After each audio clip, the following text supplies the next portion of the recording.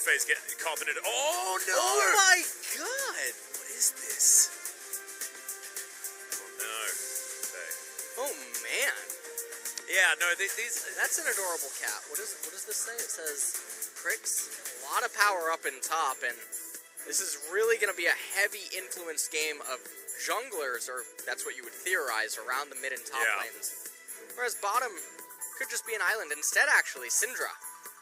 Yeah, and Syndra being picked up here I actually think is really important for Humble Life Esports, because what it does is it gives them priority in the early game and allows Bono. Does go very well. Scatter the Weak is a pretty decent option. Into the distortion, heading on towards you, so we'll see how it works out as we enter Summoner's Rift for Game 2.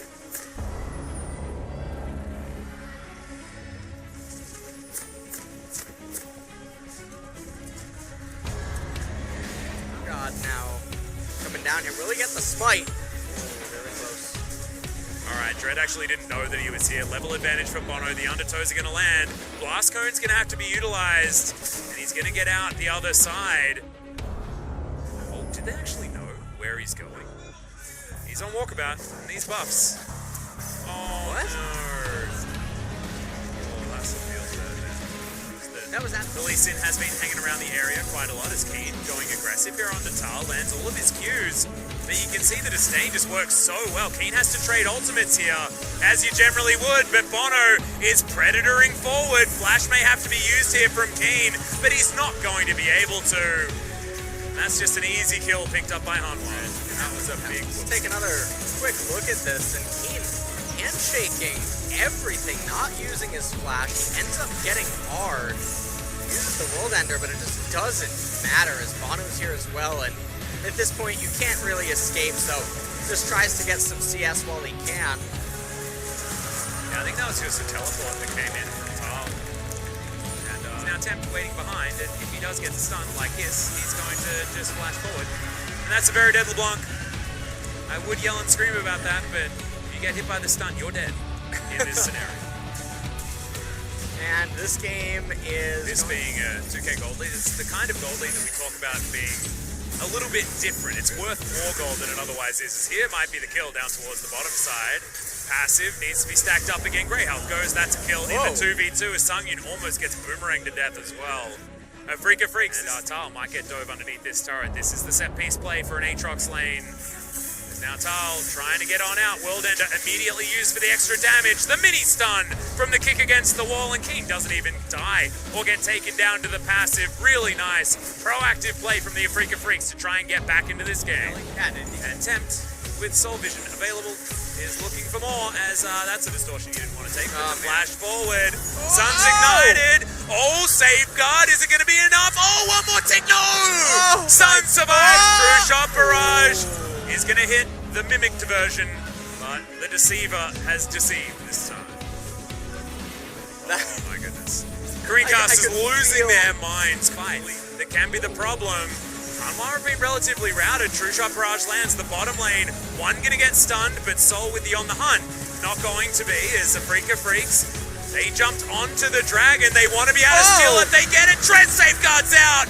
Just stealing it on the noses of Hanwha Life Esports. And that's a really big victory for them right there. As it Esports, like because this game felt in the bag until this one moment.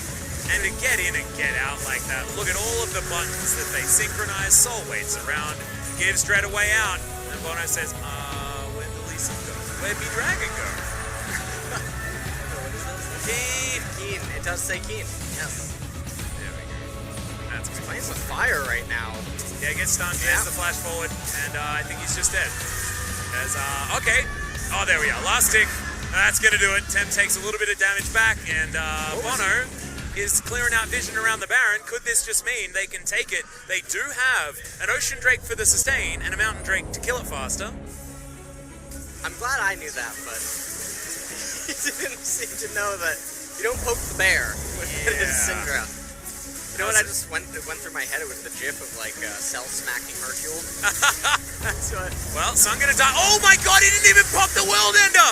And Keen is just dead! The Urgot is gonna tank up so much and then go golden, but the Baron at 23 minutes is hurting! It is gonna go over to Hanwha as there's an extra smite for the team, and the Sivir did a lot of damage, but then fell down on her face. Now Jungle, relatively same, but top, 1 level difference. Yep, ultimate is going to land in there, but Sol still able to get a lot of damage across. Tower falls, but Thal will be sacrificing a lot of his health bar. Tempt gets a nice stun onto Sun, but this is Hanwha just trying to take all of the structures that they can and extend this gold lead even further. 8,000 is the number right now as Q is going to land onto Tempt, but he's a raid boss. Straight up. You can see, it actually has... Yeah. Although Sangyun jumps to Yeah, they're looking for Keen. He goes golden. World Ender is still going to be available. He will be able to buy a lot of time. And actually, now they've got another chance of going for one of these fights. A lot of the Hanwha buttons are on cooldown now, and no joy in any of the picks. Flash now down from the Aatrox. His Sun is going to curve his way in. Able to go back to his original distortion. Will be okay. Blue buff going to spawn. What? He went really far up. He was really close to getting hit by a Syndra right there, and that could have been the end of it. And right now, Infernal Drake's actually up, but no one seems to be wanting to do that. And I saw this before. Can Dread be a hero? One more time. Doesn't look like it. I think he's too far away. Yeah, that's going to be a very early smite, but not going to be able to get into the pit. A lot of value here with the first few boomerangs as Sol has to be careful. True Shot Barrage would have meant the end of him, but Thal's going to be able to take down the Braum. Not a lot of peel now available as Aatrox in the backline, but double flashes come on through. Dread secures the kill on the Ezreal, however, and Sun is still alive. Keen, a massive health bar, and the Syndra is in the death chamber. I'm not entirely sure what's going on here, but Redemption's going to give health back over to the Afrika Freaks. Keen is going to die, but they want to get rid of some of these Barons. It looks like 3 will still be alive as Dread. He's just backing on a... He's backing on a blue trinket. I'm not... reckless swing kills. Just have a moment of silence for that. And a Sivir, but the tower falls topside. The Urgot is very strong, and Afrika don't have a lot of ways to clear out these waves. 15 seconds. Alright, 10 seconds to go. They don't have a wave. And as soon as this 10 seconds is up, Sivir kills a minion wave in 1 combo. As on the hunt, they're looking for Thal. He's got a GA, but will he actually have his life right now? As they're going to break the base on the bottom side, it's going to be an Urgot in trade for it. But this might just be the end of the game. They do kill Thal. Yes, congratulations, you get that. But trading Thal for a Nexus? That is a bad trade as Sol's going to move on over. Oh, Spell Shield now up. Can they get an ace? As Keen's over the side, it needs to be an ace. If they're going to get anything from this, the Death Timers are very big. Both Nexus turrets and an inhibitor for 3 kills. They can ignore the Baron minions and say, you know what, we're just going to take one final team fight. They need to do it. They need to get in there. Abyssal Voyage is available here from Senin. If they're caught taking this Infernal Drake, that is a huge deal, and Dread's going to miss the Q. Onto the Dragon. Dude, the Dragon, what are you doing? No. Look at this. Humble Life, they've already done it. They've moved into this open Nexus. It's Keen that's trying to get the work done. The Devour has to be used. Onto the Olaf, and now Sol going to be able to get into this pit. Bono almost down to his GA's Tempt. Takes down the Braum, but there's still a lot of life in this Afrika squad. Tempt is gone. He's dead. Now Bono trying to run away. He's running for the hills as Sangyun's at full health. He's the last one available. Cue the Yakety Sax. This game ain't over yet. This game is not over by any means. Tempt he hit Afrika with a little bit of a love shot right before he went down as he took a member with him, and now everyone running to the Elder Dragon. They have to know that there is so much vision available around here because they were just there.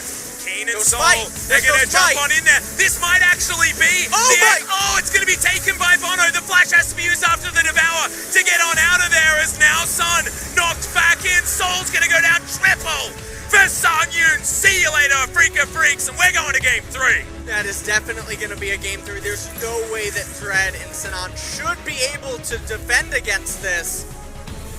The death timer is going to be way too high. Not sure if Urgot has teleport available to him, but... And this is a 4 Drake Elder as well. This is 3 auto attacks from this Ezreal, and this Nexus is going down. The death timers are too long. It was heroic from Sol, but it is not enough. And the Afrika Freaks will have to get another win against Hanwha Life. And Hanwha wanting to repeat history and take down Afrika one more time in the spring season. And they almost did it, though. Afrika almost managed to get that Elder Dragon. There was no smite available on Olaf. Had they clipped it, and had the focus been a little bit more on point, we might still be in the game right now, but Hanwha, they lane kingdom in top and mid lane that game. Temp with an impressive performance as well, so gonna really give them credit. Bottom lane though, for Afrika, they were really coming through in this game, and they kept them alive, they kept them afloat, and even though the team composition didn't get to do what it wanted, they got the insurance policy online. They did. It was absolutely beautiful, actually, out of Hanwha by the end of that game. I felt like what they did was played around a mid lane that was ridiculous.